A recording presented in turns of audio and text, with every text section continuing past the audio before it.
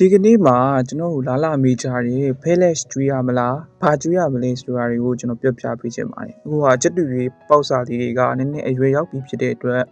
သူတို့ရဲ့သခင်တွေကဘာကျွေးရမလဲဆိုတဲ့ပုံမှာမူတည်ပြီးကျွန်တော်လာပြီးမေးကြပါတယ်ဆိုတော့ဖဲလက်ဆိုတဲ့အကြောင်းကိုပြောပြမယ်ဖဲလက်ဆိုတာက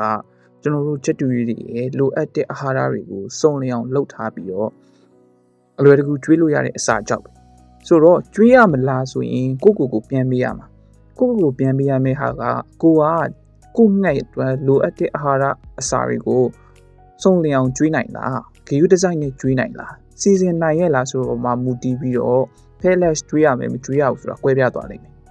ကိုကနေတိုင်းငှက်တည်းရဲ့အစာကိုအသေးစိတ်ကအစာဂရုစိုက်နိုင်နေဆိုရင်ဖဲလက်ကျွေးကြမှာကိုမှာကအချိန်မရှိဘူးသူတို့လိုအပ်တဲ့အာဟာရတွေပြည့်စုံအောင်အစာကနေပြီးတော့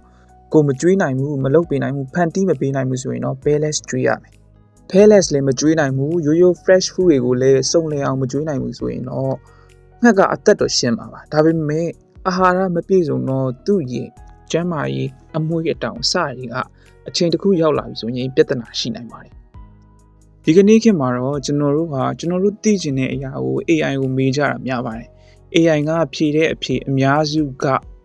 Payless ကဘယ်လောက်ရာခိုင်နှုန်း Fresh Food ကဘယ်လောက်ရာခိုင်နှုန်းတနေ့စာကျွေးတင်နေဆိုတဲ့အဖြေကိုပေးတာများပါတယ်